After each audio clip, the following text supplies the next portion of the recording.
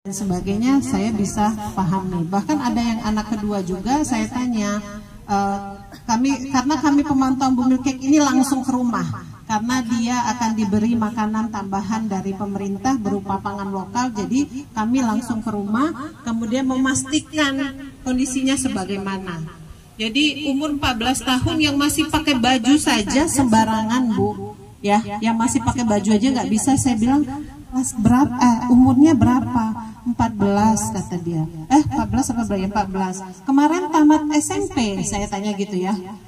Seminggu 2 minggu lagi nak tamat, tidak tamat, Bu. Kenapa tidak ditamatkan? Saya bilang kan, camano, Bu.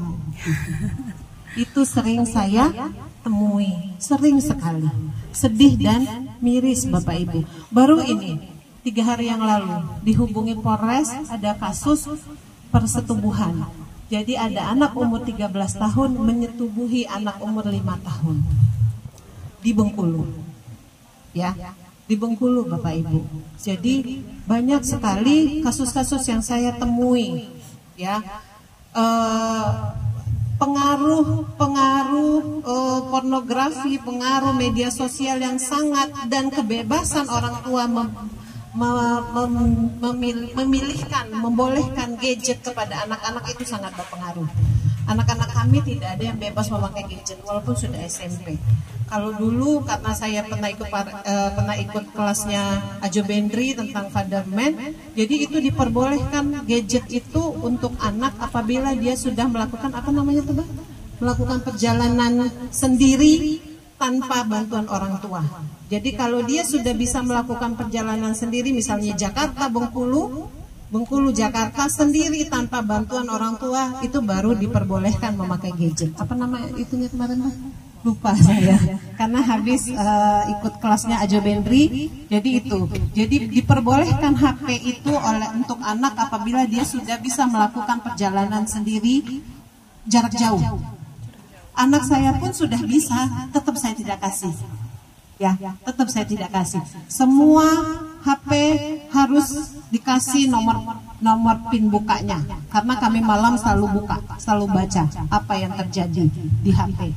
Ya, itu. Kemudian untuk sex education, kalau dulu masa-masa kita ya Bu, ibu-ibu rata-rata kalau menstruasi SMP ya, kelas 2, kelas 3, kelas 1. Jadi di umur 13, 14 tahun. Kalau sekarang itu lebih cepat. Ya, saya pernah tanya ke anak saya yang ini, teman kakak, kebetulan dia laki-laki, teman kakak sudah ada yang halangan. Saya bilang, sudahlah kata dia, udah banyak. Kakak tahu dari mana teman kakak halangan? Waktu itu teman anak saya kelas 5. Ya, dia sholat zuhur, dia tidak sholat zuhur, berarti dia sudah halangan Umi, kata dia kan, kelas 5. Jadi kami biasa bicara, cerita dengan anak-anak saya apa adanya. Bahkan dia sudah tahu bahwa Uminya halangan, itu tidak sholat, itu halangan, itu dari dia kecil. Jadi saya tidak pakai libur dan lain sebagainya, saya bilang Umi halangan. Halangan itu apa? Keluar darah haid, saya bilang. Kalau keluar darah haid berarti Umi tidak sholat, tidak puasa. Enak nih yang jadi Umi, kata dia. Umi boleh tidak puasa, dia bilang. Oh, saya bilang boleh, memang begitu rukhsahnya. Umi tidak dapat boleh ada hari liburnya. Memang enak, sepertinya enak. Tapi kan Umi harus mengganti. Di saat kalian tidak puasa, Umi harus ganti puasanya. Oh begitu, kata dia. Iya, saya bilang. Kemudian perempuan harus hamil. Hamil tuh lihat kan seperti apa, perutnya besar, harus melahirkan. Oh nggak enak jadi Umi, kata dia. Jadi dia mikir ternyata tidak enak jadi Umi. Enaknya cuman kalau pas puasa saja, tidak puasa. Itu. Kemudian jadi saya biasa diskusi, ini sudah ada yang halangan teman kakak, sudah, kata dia, sudah ada yang halangan. Jadi anak yang akhir balik sekarang itu lebih cepat. Umur 9 sampai 12 tahun rata-rata sudah balik. Tapi akilnya tinggal.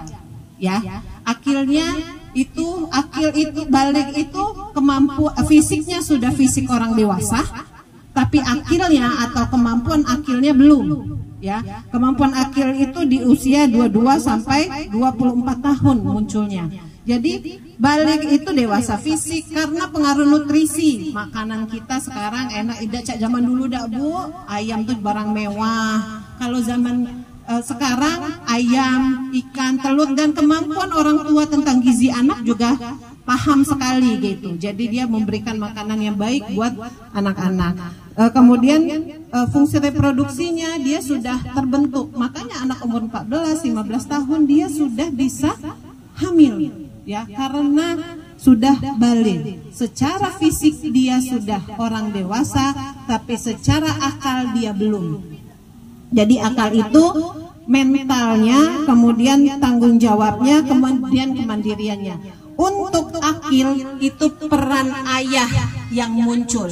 Untuk kemampuan akal, kemampuan tanggung jawab itu harus ayah yang muncul.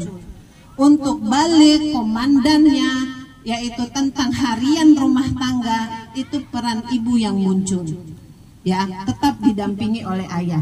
Karena kalau beliau, Bu, kalau udah ngasih tahu itu bicaranya dalil, susah, Bu, anak remaja nggak bisa masuk dalil, ya. Bahkan kemampuan ketika anak saya yang pesantren, dia kemarin sempat nanya, kebetulan beliau lagi tidak, jadi saya sering malam-malam ngobrol sama anak saya. Dia nanya, Umi, kata dia, kenapa abang tidak boleh nyobain nge-vape atau rokok? Kalau dia nanya yang kontroversi, nggak usah bereaksi, Bu. Apa? Abang mau nyobain? Nggak usah drama, Bu. Nggak usah. Oh, kita pura-pura nggak gitu aja. Emang abang mau nyobain? Saya bilang. Kalau remaja, ajak dia berpikir sendiri. Nggak usah bicara dalil. Abang itu kan haram, Bang. Oh, nggak bisa, Bu. Nggak bisa remaja bicara halal haram. Bang, nggak boleh pacaran, haram, nak. Haram bersentuh, nggak bisa. Dia harus ada akalnya bicara. Jadi saya bilang, menurut abang, saya bilang, apa sih keuntungannya? Apa ya keuntungannya, kata dia. Kali enak kali ya, nih, kata dia.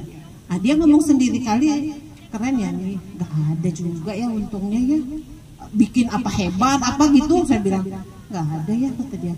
Kalau ruginya ada nggak kira-kira menurut abang? Kalau yang abang lihat di gambar-gambar tuh nanti ininya bolong, kata dia, tenggorokannya. Terus belinya pakai duit kan nih, kata dia. Terus duitnya dari mana? Oh iya, saya bilang berarti untungnya nggak ada, saya bilang ruginya nggak ada. Nah kalau udah kayak gitu, ada perlu dicoba, saya bilang. Ngapain ya, kata dia. Nggak usah dicoba. Jadi ajak dia berpikir sendiri. Ya, ajak dia berpikir sendiri, itu kemampuan yang balik. Nah, untuk pendidikan seks bisa dimulai sedini mungkin. Di umur 3-5 tahun, ibu-ibu silahkan kenalkan pada organ seksual. Jangan pakai bahasa ini burung, ini pakai bahasa ini berdiri, ini organ vital. Ya, ini organ vital, karena vital namanya petit, ya, ini organ vital, ini tidak boleh disentuh orang lain ya, nak. Yang ayu ini organ vital, namanya petit, ini tidak boleh ya, nak, dipegang orang lain. Baba juga tidak boleh pegang. Abang juga tidak boleh pegang. Ke dokter pun kalau mau periksa, Umi harus lihat. Itu 3-5 tahun. Kemudian tidak boleh diperlihatkan oleh orang lain. Ajarkan untuk dia teriak, lari, atau saat organ seksualnya coba disentuh oleh orang lain, ya, seperti itu. Jadi dia tahu, Umi, kakak mau coba pegang alat vital adek, nah kayak gitu. Jadi dia sudah bisa membahasakan bahwa itu alat vital. Kemudian umur 6-12 tahun, kenalkan dia dengan beda antara laki-laki dengan perempuan. Makanya ayo adek, tidak boleh mandi sama-sama lagi, ya, tidak boleh mandi sama-sama, mandi pisah-pisah, tidak boleh pakai baju depan adek. Termasuk berenang sekalipun, anak-anak ini kalau saya kan bagian beres-beresin baju itu babanya ya, ibu ya. Jadi bagian dia merapi kalau pas berenang. Yang makein baju, babanya tuh kalau berenang, Bu, bawa sarung untuk anak itu dipegangin, dia pakai baju tidak terlihat oleh orang lain dari kecil, ya. Jadi biar dia membiasakan untuk tidak membuka auratnya sembarangan.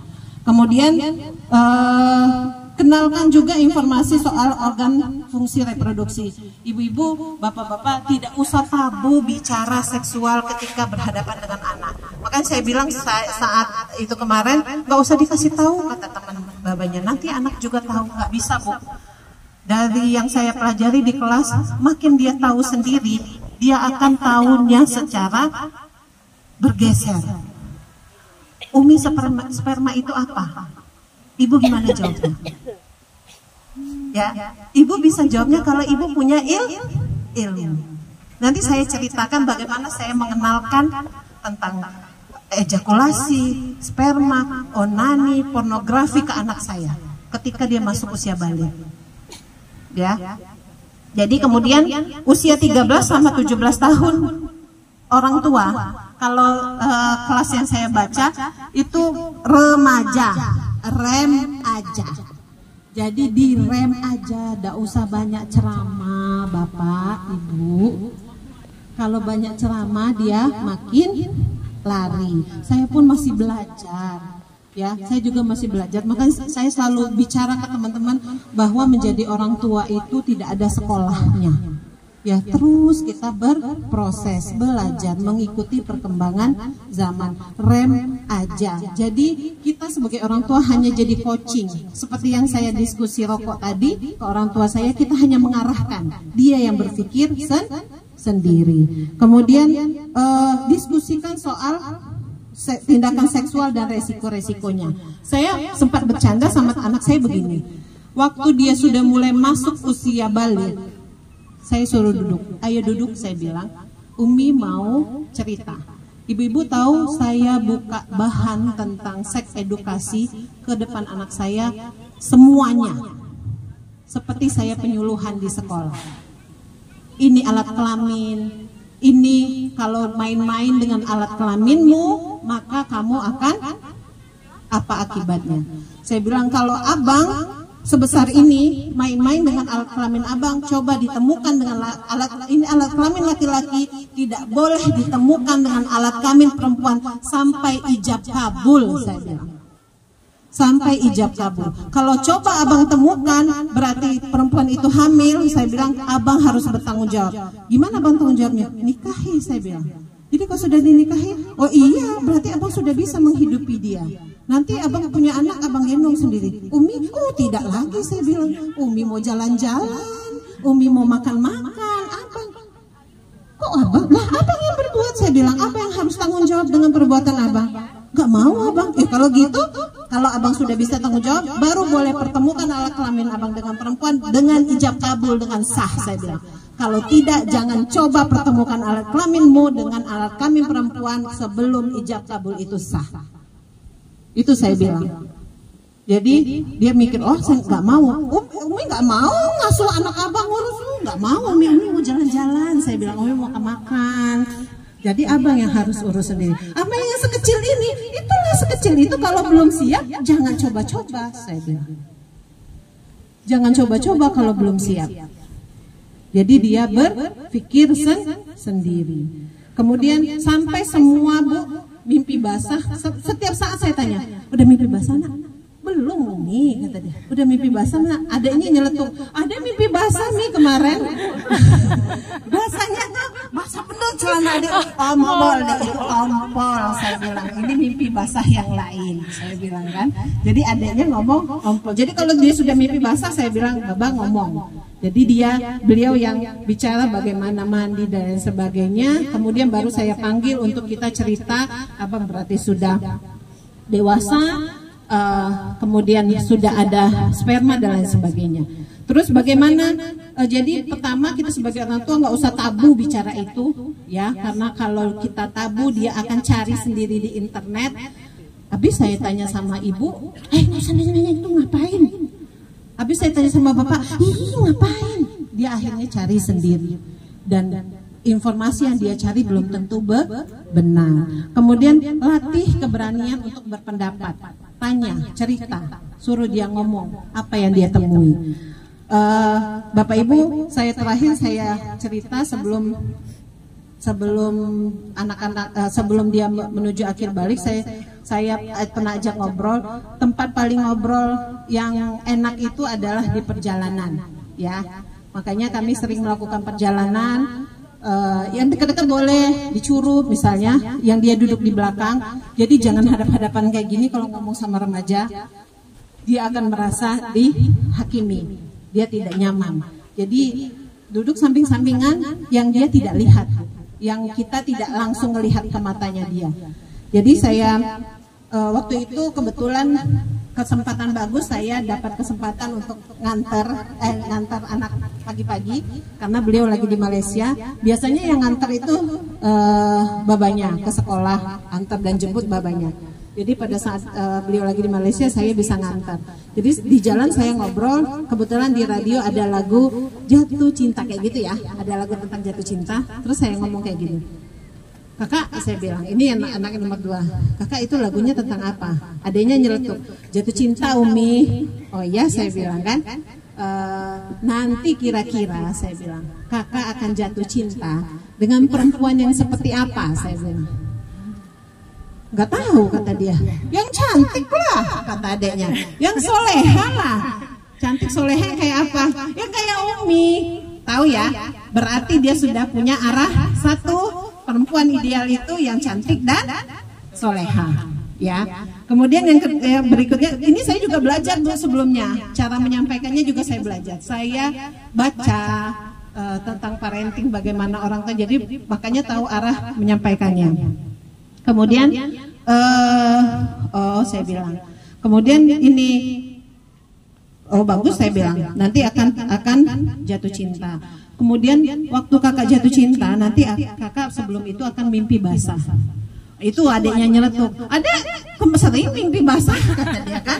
Yang ngumpul saya bilang, mimpi basah itu udah basah nian deh, karena yang keluar itu cuma 5 mili ya Bu. Sperma yang keluar itu hanya 5 mili.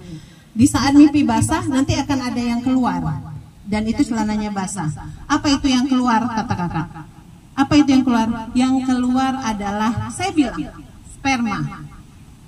Yang keluar adalah sperma melalui ejakulasi. Saya cerita. Oh iya, kata dia. Iya, saya bilang. Melalui ejakulasi yang keluar sperma, mimpi basah, saya bilang. Dan tidak usah dipancing-pancing keluar, kalau sudah penuh dia akan keluar sendiri lewat mimpi basah, saya bilang. Terus adanya ngomong lagi, terus saya bilang, yang keluar itu sperma melalui ejakulasi. Dan ada sensasi enak, saya bilang, saat ejakulasi. Itu saya bilang, Bu. Ada sensasi enak saat ejakulasi. Dia mikir, oh ada sensasi enaknya. Ya, saya bilang. Terus makanya banyak orang, banyak remaja seumuran kakak mencari supaya enak itu muncul lagi melalui onanasi.